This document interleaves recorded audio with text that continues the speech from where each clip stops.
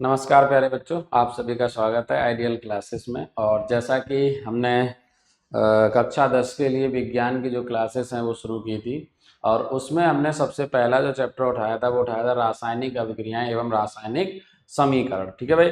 तो रासायनिक अभिक्रियाओं में हमने कुछ रासायनिक अभिक्रियाओं के प्रकार जो थे उनको समझा था।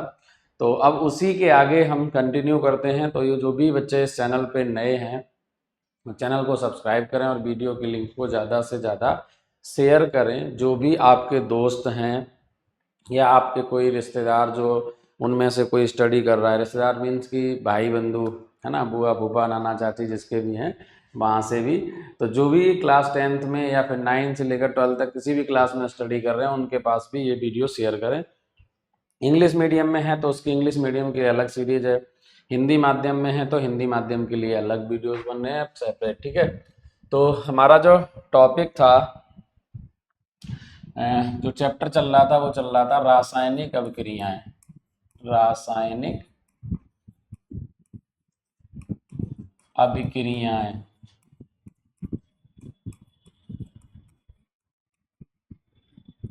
रासायनिक अभिक्रियाएं एवं समीकरण।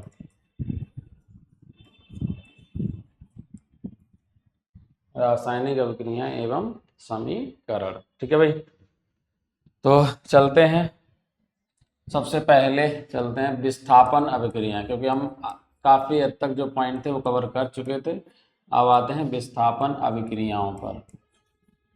विस्थापन अभिक्रियाएं, देखिए विस्थापन अभिक्रियाएं क्या होती हैं, बहुत सिंपल सा है। तो प्रीवियस क्लास में, जो पिछली क्लास हुई थी, उसमें हमने आपको बताया था कि संयोजन अभिक्रियाएं क्या होती हैं, वियोजन अभिक्रियाएं क्या होती हैं, उनके बारे में बताया था। आज की क्लास में हम चलेंगे विस्थापन अभिक्रियाएं, द्विविस्थापन अभिक्रियाएं, इसके अलावा एक रिडॉक्स अभिक्रिया होती है जिसमें अपचयन और उपचयन भी आता है, उसको भी समझने का प्रयास करेंगे।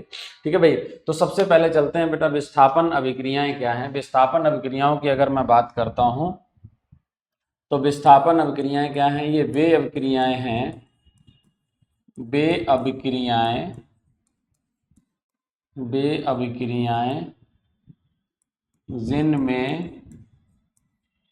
जिनमें कोई अधिक क्रियाशील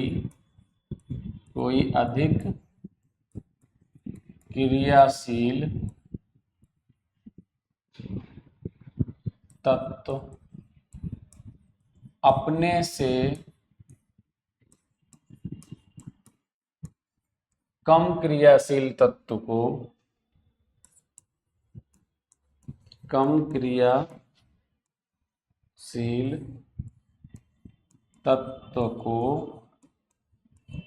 उसके यौगिक से विस्थापित कर देता है। विस्थापित कर देता है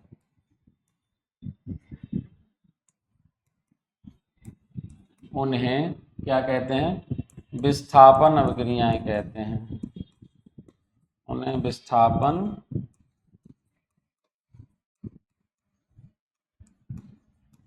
अभिक्रियाएं कहते हैं। ठीक है भाई, पॉइंट समझ आ गया। बहुत ही सिंपल सा टर्म है, अगर आपको समझने का प्रयास करना है तो क्या है, वे अभिक्रियाएं, ये वे अभिक्रियाएं हैं जिनमें कोई अधिक क्रियाशील तत्व जो है वो अपने से कम क्रियाशील तत्व को, यहाँ कंडीशन समझो, अपने से कम क्रियाशील तत्व को उसके यौगिक से विस्थापित कर देता है, तो उस अभिक्रिया को क्या कहते हैं, विस्थापन अभिक्रियाएं कहते हैं। यहाँ याद रखना है, यहाँ पर बात हो रही है कि अगर कोई अधिक क्रियाशील तत्व है वो अपने से कम क्रियाशील तत्व को हटा देगा। तो अगर इसे मुझे फॉर्मेशन देना हो कि भाई इसे सिंबल के फॉर्म में कैसे लिखेंगे, तो जैसे मान लीजिए ए एक तत्व है, वो क्रिया कर रहा है बी एक्स से, जो कि एक यौगिक है ना, क्रिया करेगा तो ये क्या बना देगा, ए एक्स प्लस बी। क्या बना देगा, ए एक्स प्लस बी। अब इस बात को समझो, यहाँ पर कंडीशन ये है कि ए जो है वो अधिक क्रियाशील है बी की तुलना में। ठीक है। अब ए अधिक क्रियाशील है बी की तुलना में, तो ये ए क्या करेगा, इसको यहाँ से, यानी जो बी एक्स था ये कंपाउंड है, देखो यहाँ से बी को हटा दिया, अलग कर दिया और क्या बना दिया ए एक्स, समझो। तो क्या होता है, बे अभिक्रियाएं जिनमें एक अधिक क्रियाशील तत्व अपने से कम क्रियाशील तत्व को क्या करता है, उसके यौगिक में से हटा देता है, ऐसी अभिक्रियाओं को हम क्या कहते हैं, विस्थापन अभिक्रियाएं कहते हैं। समझ आ गई बात। तो विस्थापन अभिक्रियाएं क्या होती हैं, वे अभिक्रियाएं जिनमें एक अधिक क्रियाशील तत्व अपने से कम क्रियाशील तत्व को उसके यौगिक से विस्थापित कर देता है। उदाहरण समझो, इसका उदाहरण समझो, इसका उदाहरण जरा समझो ध्यान से। उदाहरण के तौर पे जैसे मैंने ले लिया यहाँ पर Fe प्लस क्रिया करा दी इसकी CuSO4 से। अब यहाँ ध्यान समझो, आयरन जो है वो क्या है, more reactive than copper, iron जो है वो कॉपर से अधिक क्रियाशील है, तो ये क्या करेगा, बना देगा FeSO4 और प्लस क्या बन जाएगा, कॉपर अलग हो जाएगी, पृथक्कृत हो जाएगी। ठीक है भाई, कॉपर अलग हो गई। यही है आपकी विस्थापन अभिक्रियाएं। यहाँ पर देखो आयरन जो है वो अधिक क्रियाशील है कॉपर की तुलना में, तो आयरन जब कॉपर सल्फेट से क्रिया करेगा तो बना देगा फेरिक सल्फेट और ये बना देगा कॉपर को अलग कर देगा। ठीक है, फेरस सल्फेट बनेगा प्लस कॉपर। ठीक है, यही अभिक्रिया आपकी कहलाएगी क्या, विस्थापन अभिक्रिया। समझ आ रही है बात। ठीक है, आप चाहें तो वीडियो को पॉज करके भी आराम से नोट कर सकते हैं और एकदम साफ साफ राइटिंग में, तो मुझे नहीं लगता कोई समस्या होनी चाहिए आपको। चलिए अगले पे चलते हैं। नेक्स्ट है अगली द्विविस्थापन अभिक्रिया। द्विविस्थापन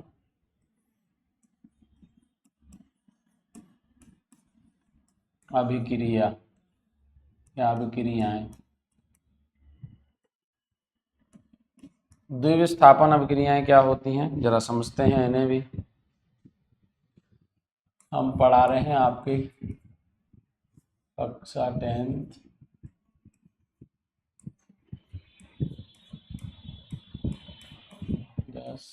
सब्जेक्ट है आपका विज्ञान।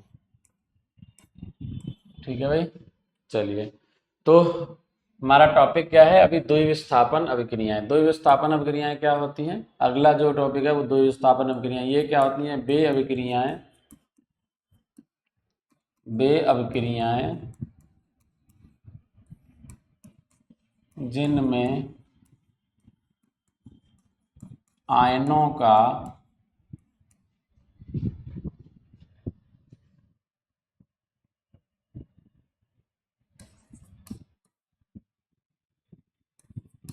परस्पर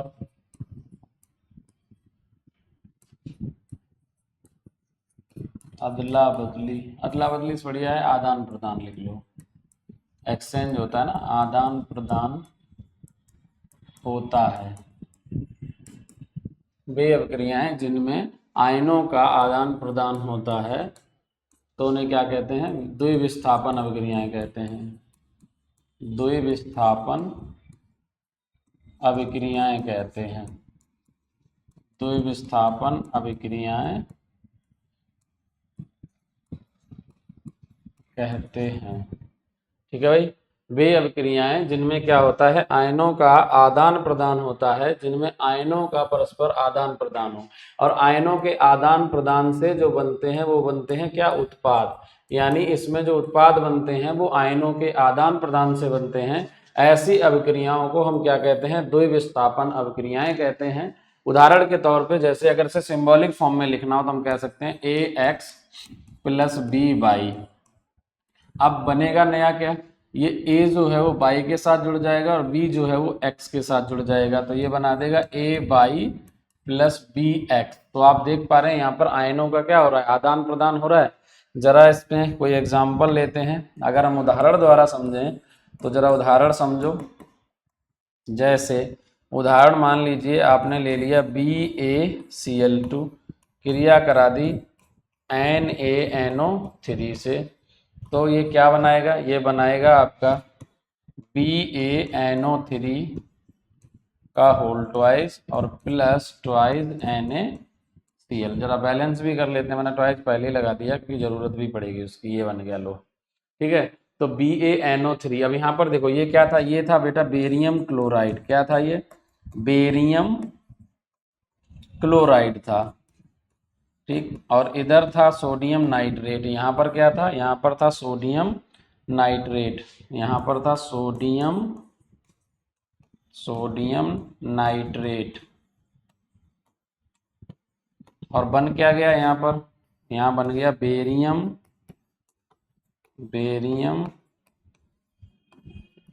नाइट्रेट। इधर क्या बन गया? इधर बना sodium chloride. Sodium chloride. Clear है भाई? तो ये है आपका द्विविस्थापन अभिक्रिया। द्विविस्थापन अभिक्रिया क्या है? वे अभिक्रियाएं जिनमें क्या होता है, आयनों के आदान प्रदान से उत्पाद बनते हैं, उन अभिक्रियाओं को द्विविस्थापन अभिक्रियाएं कहा जाता है। वे अभिक्रिया को ध्यान समझो। अगर आप 10th क्लास में हो, अगर आप चाहते हो कि बोर्ड में मार्क्स आपके बूस्ट हों और बढ़िया मार्क्स आए, तो आप हमारे चैनल को सब्सक्राइब करें। और मैं गारंटी लेता हूं कि मैथ और साइंस आपका ऐसा करवा दूंगा कि अगर आप एग्जाम देने जाएंगे तो मैं गारंटी के साथ ये बात बोल रहा हूं कि जो आपका 70 मार्क्स का पेपर है, 70 में से 70 ही नंबर का पूरा यहाँ से आपका आएगा। हाँ, अगर एग्जामिनर ठान रखा है कुछ और ही करने, जैसे मान लो पिछले बार का पेपर जो था उसमें सारे क्वेश्चन बचे थे। एक प्रश्न आया था कि जो ग्रेगर मेंडल है उन्होंने कौन से कॉलेज से MSc की है। अब ऐसे क्वेश्चन ऊट पटांग अगर पूछेंगे तो फिर पॉसिबिलिटी नहीं है। वरना टोटल अगर 69 मार्क्स की बात की जाए, वो सारे के सारे हमारे क्लासरूम से सारा का सारा पढ़ाया हुआ आया था, बस सिर्फ एक नंबर छोड़ के, जो ईमानदारी से मैं आपको खुद बता दे रहा हूँ क्योंकि वो चीज़, हाँ, लेकिन आगे सब याद रखेंगे। जब भी कोई साइंटिस्ट आते हैं तो उनकी पूरी डिटेल जो है वो आपको हम एक बार ज़रूर बताएंगे। हालांकि ग्रेगर मेंडल के बारे में पढ़ना चाहिए, तो शायद यही उद्देश्य रहा होगा ऐसा क्वेश्चन पूछने का। ठीक है भाई, चलिए अब चलते हैं आगे। अगला है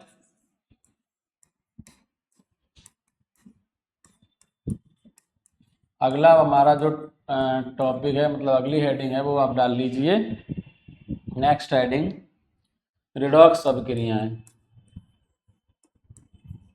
रिडॉक्स अभिक्रियाएं, रिडॉक्स अभिक्रियाएं। ध्यान से समझना, रिडॉक्स अभिक्रियाएं क्या होती हैं बेटा। रिडॉक्स अभिक्रियाएं दरअसल कोई अलग नहीं है, इनमें क्या है, दो अभिक्रियाओं का मिश्रित रूप है। ठीक है, एक होता है रिडॉक्स, मतलब होता है रिडक्शन, जिसको कहते हैं अपचयन। ठीक है, अपचयन, अपचयन। और दूसरी क्रिया होती है उपचयन। ये अपचयन और उपचयन दोनों मिलाकर बनता है आपका रिडॉक्स अभिक्रियाएं। ठीक है, अपचयन क्या होता है ध्यान समझो, पहले समझ लो क्या होता है अपचयन। अपचयन होता है ऑक्सीजन का हटना या हाइड्रोजन का जुड़ना। बहुत सिंपल सा है, मैंने बहुत सिंपल वे में समझा दिया।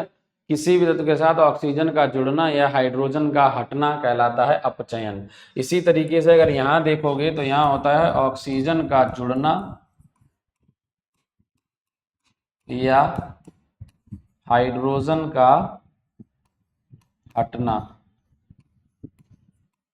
ठीक है, हाइड्रोजन ऐसे मैंने लिख दिया H2 के फॉर्म में, वैसे H एटम लिखना चाहिए सही में, तो वैसे इसलिए मैंने लिख दिया कि आप ये समझ पाए ये ऑक्सीजन लिखा हुआ है। ऑक्सीजन का जुड़ना या फिर हाइड्रोजन का हटना जो है वो कहलाता है आपका उपचयन। उपचयन और अपचयन एक दूसरे में अपोजिट क्रियाएं होती हैं। मोस्टली ये ज्यादातर क्रियाएं साथ में होती हैं। ठीक है, ज्यादातर, मैंने बोला, ये नहीं बोला हमेशा होती हैं, ऐसा नहीं है। ठीक है, इन्हें उदाहरण के द्वारा समझ लेते हैं दोनों अभिक्रियाओं को, और जब ये एक साथ हो तो उसी को रिडॉक्स बोल देंगे। जैसे अगर मान लो H2 + O2 है और एरो बन गया H2O। अब इसे जरा बैलेंस कर लेते हैं, 2H2O, तो यहाँ भी 2 से मल्टीप्लाई हो जाएगा। अब अगर इस केस में देखेंगे, हाइड्रोजन से अगर जल बन रहा है, H2 बन रहा है, तो इस अभिक्रिया को आप क्या नाम देंगे, क्योंकि हाइड्रोजन के साथ ऑक्सीजन जुड़ रही है। भाई हाइड्रोजन के केस में देखो, हाइड्रोजन से ऑक्सीजन जुड़ रही है तभी तो जल बन रहा है। तो ये जो अभिक्रिया है, हाइड्रोजन से ऑक्सीजन जुड़ रही है, तो ये अभिक्रिया है ऑक्सीकरण। क्या है? ऑक्सीकरण। अब कहोगे सर ऑक्सीकरण क्या होता है? जो अपचयन उपचयन होता है इसी को ऑक्सीकरण भी कहा जाता है, इसको ऑक्सीकरण भी कहा जाता है। ये ऑक्सीकरण अभिक्रिया है। ठीक है भाई। दूसरा, इधर अगर देखेंगे आप, इससे जल बन रहा है तो ये क्रिया जो है वो अपचयन क्रिया है। अपचयन क्रिया है। क्यों? ये वाली क्रिया है, सॉरी ये। ठीक है, क्योंकि ऑक्सीजन के साथ हाइड्रोजन ऐड हो रही है तब जल बन रहा है, तो ये वाली जो क्रिया है वो है अपचयन। ये क्या है? अपचयन क्रिया है। ठीक है भाई, ये अपचयन क्रिया है। तो इन्हीं अभिक्रियाओं को कहा जाता है रिडॉक्स अभिक्रियाएं। वे अभिक्रियाएं जिनमें क्या होता है, अपचयन और उपचयन दोनों क्रियाएं होती हैं, तो उन्हें क्या कहा जाता है? रिडॉक्स अभिक्रियाएं कहा जाता है। तो अपचयन क्या है? अपचयन वे क्रियाएं जिनमें ऑक्सीजन या तो हटती है या फिर हाइड्रोजन जुड़ती है। और उपचयन क्या है? वे अभिक्रियाएं जिनमें ऑक्सीजन या ऑक्सीजन जुड़ती है या फिर हाइड्रोजन हटती है। ठीक है, तो उन अभिक्रियाओं को क्या कहा जाता है? उपचयन अभिक्रियाएं कहा जाता है। समझ आ रही है बात?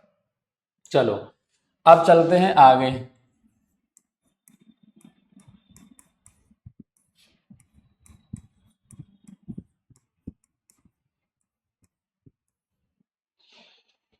नेक्स्ट अगर मैं बात करता हूं तो आपके सिलेबस में एक बहुत ही इंपॉर्टेंट टॉपिक है जो अक्सर कर एग्जाम में पूछा भी जाता है। ठीक है, क्या होता है टॉपिक? टॉपिक होता है, इसे बोलते हैं इंग्लिश में कोरोजन,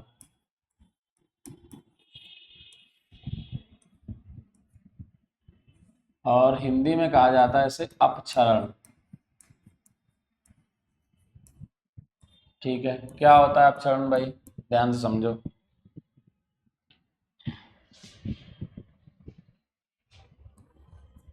बताओ भाई, अपक्षरण क्या होता है? ठीक है, इसकी हिंदी देख लेते हैं। कोरोजन को अपक्षरण ही कहते हैं, क्योंकि इंग्लिश का शब्द याद है मुझे और वो सिलेबस में है आपके। कोरोजन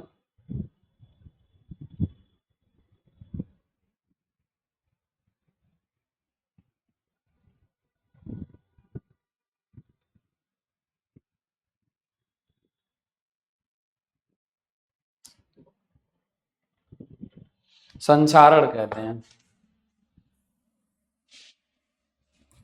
अब ये एक शुद्ध शब्द मिल गया, क्योंकि वरना आप कंफ्यूज रहते, सर ने पता नहीं क्या पढ़ा दिया। संचारण ही होता है, संचारण।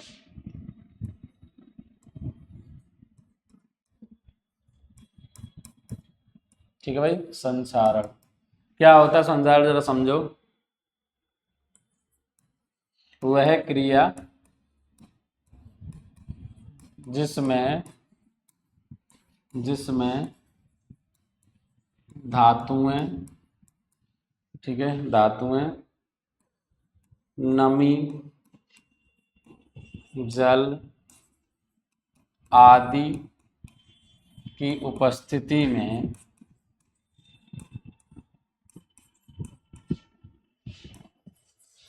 धीरे धीरे धीरे धीरे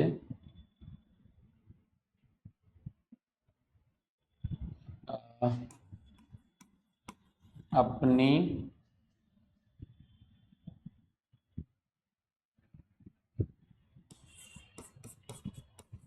शक्तियों को खो देती हैं, अर्थात ये कह सकते हैं कि नष्ट हो जाती हैं।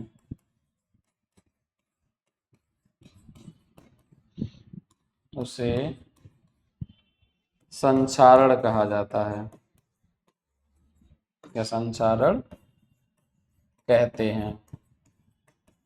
इसका बेस्ट एग्जाम्पल है, इसका सबसे सुंदर सा एग्जाम्पल है, उदाहरण है, जैसे आपने देखा होगा क्या, लोहे पर जंग लगना। लोहे पर जंग लगना, ठीक है। या फिर अक्सर देखा होगा आपने, अगर घर में यूज करते हैं, तांबे के बर्तन आते हैं, ठीक है, तो तांबे पर हरे रंग की परत जमना, हरे रंग की परत जमना।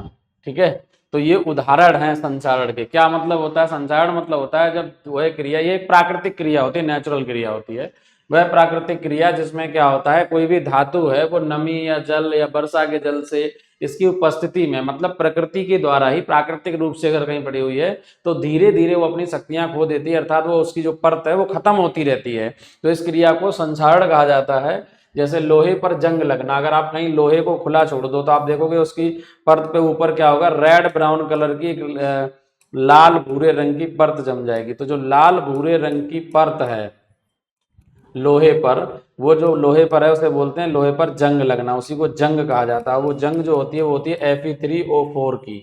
ठीक है, ये Fe3O4 जो होता है यही होता है जंग। ठीक है, जो जंग लगती है इसमें वाटर मॉलिक्यूल भी होते हैं XH2O। ठीक है, जल की उपस्थिति में ही होता है ये। तो ये जंग होती है। अब वो धीरे धीरे क्या करती है, लोहे को खत्म करती रहती है। ऐसे ही अगर आपने देखा होगा, अगर तांबे का कोई पात्र है आपके घर में, अगर वो पानी के संपर्क में रहता है तो उस पर हरे रंग की ग्रीन लेयर जम जाती है, हरे रंग की परत जम जाती है। ये सारे उदाहरण हैं संक्षारण के। किसके उदाहरण हैं? कोरोजन के। अब मैं बात करता हूं, अगर ये कोरोजन है, जैसे लोहे पर जंग लगना या तांबे की हरी परत जमना, तो इसको बचते कैसे हैं, इसको कैसे बचाव किया जाता है, जरा इस चीज को समझो। इसका बचाव कैसे किया जाएगा? देखो, इसके बचाव के लिए इसके सुरक्षा कैसे करते हैं या इसका रोकथाम कैसे करते हैं, जरा ध्यान समझो। इसकी रोकथाम कैसे की जाए? भाई रोकथाम करने के उपाय भी तो होंगे। तो रोकथाम करने का तरीका क्या होता है, इस पे जो धातुएं हैं उन धातुओं पर क्या की जाती है, धातुओं पर कोटिंग की जाती है, कोटिंग की जाती है। ठीक है, अक्सर आपने देखा होगा इस कोटिंग को गैल्वेनाइजेशन क्रिया कहते हैं। ठीक है, जैसे Zn होती है, जिंक होती है, जिंक की परत चढ़ा दी जाती है। ठीक है, जिंक की परत जिसे कोटिंग करना कहते हैं ना। तो जो कोटिंग होती है बेसिकली वो क्या है, जब जिंक की लेयर चढ़ा देते हैं। अक्सर का देखा अपने घर में पंखे वगैरह आते हैं तो उन पंखा वगैरह जो है वो लोहे का है लेकिन उसके ऊपर कोट किया जाता है। या आपने कभी दरवाजे के हैंडल वगैरह देखे हों, स्टील के अलावा भी अगर जो धातुओं में मतलब लोहे के बने होते हैं तो उन पे कोटिंग होगी ऊपर। तो जो कोटिंग है वो रोकथाम का तरीका है संक्षारण से बचने के लिए। इसके अलावा अगर हम बात करते हैं तो आपके घरों में अगर देखा होगा कोई भी धातुओं के, अगर चाहे वो खिड़की हो, ठीक है, खिड़की हो या फिर दरवाजा हो, ठीक है, तो उन दरवाजों पे हम क्या कर देते हैं, पेंट कर देते हैं। क्या कर देते हैं भाई? पेंट्स का यूज करते हैं। जो ऑयल पेंट वगैरह आता है उसका प्रयोग किया जाता है। तो ये रोकथाम के तरीके हैं। अगर आपको धातुओं को सुरक्षित रखना है, संक्षारण से बचाना है, तो एक तरीका होता है कि उन पर कोटिंग की जाती है और दूसरा जो तरीका है वो आपका है कि उन पर क्या कर दिया जाए, जो ऑयल पेंट होता है उस ऑयल पेंट का कोट कर दिया जाता है। और ये सब करते हैं गाँव में। जब आपका मकान नया नया बन रहा हो तो आप जो जंगले खिड़की दरवाजे जो लगाते हो तो देखा होगा उन पे पेंट करते हो। तो जो पेंट करना है ना वो क्यों किया जाता है, संक्षारण से बचने के लिए किया जाता है। ठीक है भाई, तो संक्षारण से बचना है और ये गांव में सभी करते हैं। हो सकता है उन्हें चीज का ये पता होता जंग ना लगे उसे रोकने के लिए, लेकिन है क्या, तो उसके पीछे का रीजन यही है कि भाई वो क्या क्रिया है, संक्षारण को रोकने के लिए ये किया जाता है। ठीक है, चलिए अगला नेक्स्ट और इम्पोर्टेंट, इसके बाद ही लगभग चैप्टर खत्म हो जाएगा आपका। ठीक है, अगला जो है वो आपका है रेंसिडिटी। एक टॉपिक है रेंसिडिटी। इसको हिंदी में शायद कहा जाता है बासी होना, बासी होना। देख लेते हैं इसको भी इंग्लिश में क्या, हिंदी में क्या बोलते हैं।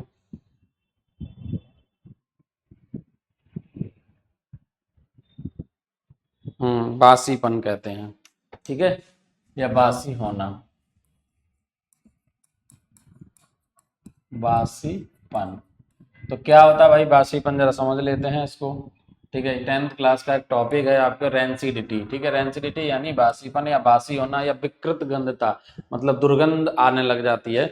तो इसमें होता क्या है, जब हम जो खाद्य पदार्थ हैं, खाने वाली चीजें हैं, खाद्य वस्तुओं को या खाद्य पदार्थों को, खाद्य वस्तुओं को सामान्य ताप पर, जो ताप है आपका सामान्य ताप पर क्या कर देते हैं, खुला छोड़ देते हैं, खुला छोड़ देते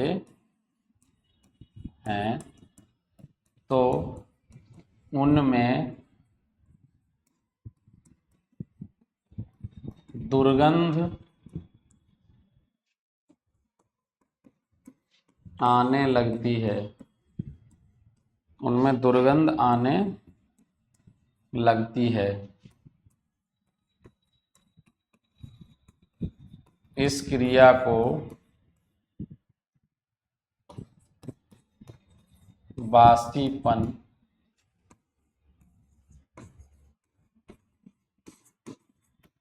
कहते हैं। ठीक है भाई, जब भी आप वस्तुओं को क्या कर देते हैं, खुला छोड़ देते हैं, ठीक है, सामान्य ताप पर, तो क्या होता है, उनमें एक विशेष दुर्गंध आने लगती है। विशेष का मतलब तो अच्छी नहीं, गंध, विशेष तो पार्टिकल होगी, गंदी सी आने लगती है। तो वैसे इस क्रिया को हम क्या कहते हैं, बासीपन कहते हैं। देखा होगा आप, जैसे सब्जियां वगैरह हैं, खुला छोड़ दो उन्हें, तो जब खुला छोड़ देते हो तो उनमें बदबू आने लगती है। इसका सबसे बड़ा एग्जाम्पल ये, जो घर में आपकी सब्जी वगैरह बन रही है, उस सब्जी को अगर आप बिना फ्रिज में रखे खुला छोड़ दो, तो खुला छोड़ोगे तो उसमें क्या होगा, एक गंध आने लगेगी। गंध तो अच्छी होती, दुर्गंध लिखो, ठीक है, दुर्गंध आने लगती है। और इसी क्रिया को कहा जाता है रेंसिडिटी, यानी बासीपन। अब इस बासीपन से बचना कैसे है, क्या तरीका हो सकता है इससे बचने का? तो इससे अगर रोकथाम करना है तो बहुत सिंपल सा तरीका है बेटा। अगर रोकथाम करना है तो हमें क्या करना पड़ेगा, रेफ्रिजरेटर का यूज करना पड़ेगा, रेफ्रिजरेटर का प्रयोग करना पड़ेगा। ठीक है, इसके अलावा आपको क्या करना पड़ेगा, जैसे कोई अचार वगैरह या कुछ भी है, तो उसके लिए जिसे इंग्लिश में कहते हैं एयर टाइट कंटेनर, मतलब हवा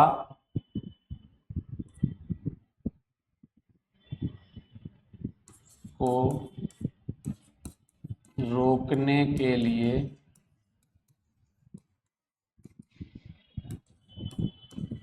कांच या स्टील के पात्रों में रखा जाएगा। ठीक है, इसके अलावा जो चीज़ वैसे ही लंबे समय तक चलाना है, खाद्य पदार्थ कई सारे ऐसे आते हैं, जैसे चिप्स वगैरह हैं पैकेट, अक्सर आपने देखा होगा जो चिप्स हैं, या आपने देखा होगा मार्केट में कुरकुरे है या कोई नमकीन है, तो जब ये चीज़ें आती हैं, इनसे खाने वाली वस्तुओं, तो इनको क्या किया जाता है, इनको रखा जाता है नाइट्रोजन गैस साथ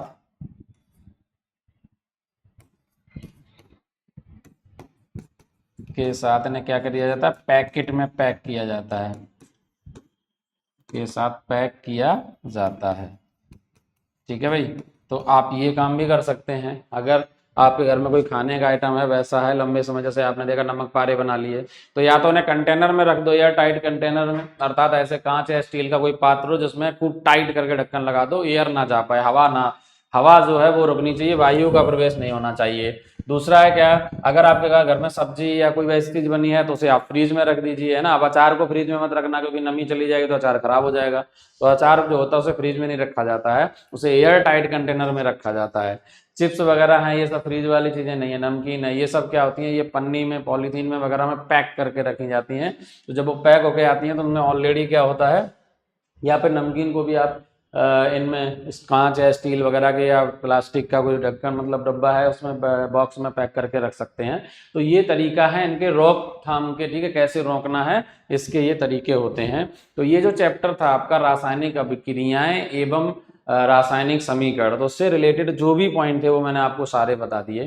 ठीक है, अब इस चैप्टर में जो बचा हुआ है वो सिर्फ रासायनिक अभिक्रियाओं के समीकरणों का संतुलन करना, कैसे उन्हें संतुलित किया जाता है, तो वो हम नेक्स्ट क्लास में समझेंगे। तो ये जो चैप्टर है जो थ्योरेटिकल था वो सारा का सारा लगभग कवर हो चुका है। अच्छा, इसमें दो चीजें और समझ लेते हैं ना, वो शायद आई थिंक मैंने बताई कि नहीं बताई, लेकिन अभी मैं कर लेता हूँ। ठीक है, इसी क्लास में, उसके बाद इस क्लास को ओवर करेंगे, लेकिन जरा समझ लो क्या मैं बताने जा रहा हूँ। एक है, आपने अक्सर कर पढ़ा होगा ऊष्मा शोषी क्रिया। एक क्रिया होती है ऊष्मा शोषी अभिक्रिया। ठीक है, ये आती हैं एग्जाम में, ऊष्मा शोषी अभिक्रियाएं। और दूसरी अभिक्रियाएं होती हैं ऊष्मा क्षेपी अभिक्रियाएं।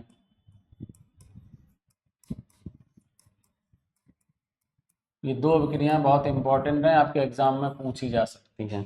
ठीक है, जरा समझ लो क्या है भाई। ऊष्मा शोषी अभिक्रिया क्या है, नाम से ही स्पष्ट है। जहां ऊष्मा शोषी मतलब होता है शोषण होता है, यानी आप शोषण करेंगे, अर्थात वे अभिक्रियाएं वे अभिक्रियाएं वे अभिक्रियाएं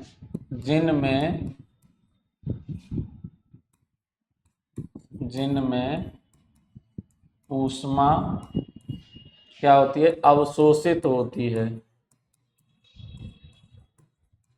अवशोषित होती है। ऐसी सभी अभिक्रियाएं जिनमें ऊष्मा जो है अवशोषित होती है, उनको क्या कहा जाता है, उनको कहा जाता है ऊष्मा शोषी अभिक्रियाएं। ठीक है, उदाहरण के तौर पे उदाहरण समझ लो, जैसे मान लो कि अगर आपने कैल्शियम कार्बोनेट है CaCO3 है, उसको अगर गर्म किया, हीट किया, तो वो हीट ले रहा है ना, तो वो ब्रेक डाउन हो रहा है CaO प्लस CO2 में। तो ये जो अभिक्रिया है, अगर आप इसे ऊष्मा के हिसाब से देखेंगे तो ये ऊष्मा शोषी अभिक्रिया है, क्योंकि इसमें ऊष्मा का शोषण हो रहा है, अर्थात ऊष्मा का अवशोषण हो रहा है। यानी ऐसी अभिक्रियाएं जिनमें ऊष्मा क्या की जाए, अवशोषित की जाए, उन्हें क्या बोला जाएगा, ऊष्मा शोषी अभिक्रियाएं। और जहां पर ऊष्मा का उत्सर्जन होता है, ऊष्मा का हीट जो है उसका उत्सर्जन हो, उत्सर्जन का मतलब होता है निकलती हो, ठीक है, उत्सर्जन होता है, तो उन्हें क्या कहा जाता है, उन्हें कहा जाता है ऊष्मा क्षेपी अभिक्रियाएं। जैसे उदाहरण के तौर पे अगर हमें लेना हो तो आपने देखा होगा श्वसन क्रिया, जो श्वसन क्रिया है वो आपकी क्या है, वो ऊष्मा शोषी क्षेपी अभिक्रिया है। अगर यहाँ पर हम बात करें कुकिंग, जो खाना पकाते हैं, कुकिंग जो होता है अर्थात खाना पकाना, तो जो खाना पकाना है वो कैसी क्रिया है, खाना पकाना जो क्रिया है वो आपकी ऊष्मा शोषी क्रिया है, क्योंकि उसमें हीट चाहिए होती है। लेकिन श्वसन क्रिया जो है वो ऊष्मा क्षेपी अभिक्रिया है, क्योंकि यहाँ पर हीट रिलीज होती है। अक्सर कर आपने देखा होगा ये कैसे होता है, देखो ग्लूकोज होता है, हम जो खाना खाते हैं उसमें ग्लूकोज होता है, ये ऑक्सीजन की उपस्थिति में क्या बनाता है, CO2 बनाता है प्लस वाटर यानी जल बनाता है, इसके साथ साथ देता है आपको एनर्जी यानी ऊर्जा। तो यहाँ पर जो ऊर्जा है भाई, यानी ऊर्जा मिल रही है, हीट मिल रही है, ऊष्मा मिल रही है, तो इसीलिए इस अभिक्रिया को कहा जाता है क्या, ऊष्मा क्षेपी अभिक्रिया। तो जो श्वसन अभिक्रिया है वो आपकी ऊष्मा क्षेपी अभिक्रिया है, जबकि अगर मैं बात करूँ कुकिंग यानी खाना पकाना, वो ऊष्मा शोषी अभिक्रिया है। तो ये थी आपकी ऊष्मा क्षेपी और ऊष्मा शोषी अभिक्रियाएं। अब उम्मीद करता हूं कि आपको ये क्लास बहुत ही अच्छे ढंग से सारी चीज़ें समझ आई होंगी। अगर आपको ये लगता है कि सारे पॉइंट आपके सब कुछ क्लियर हो रहे हैं तो चैनल को सब्सक्राइब करें और वीडियो के लिंक को ज़्यादा से ज़्यादा शेयर करें। Thank you for watching this video, have a nice day. मिलते हैं नेक्स्ट वीडियो में।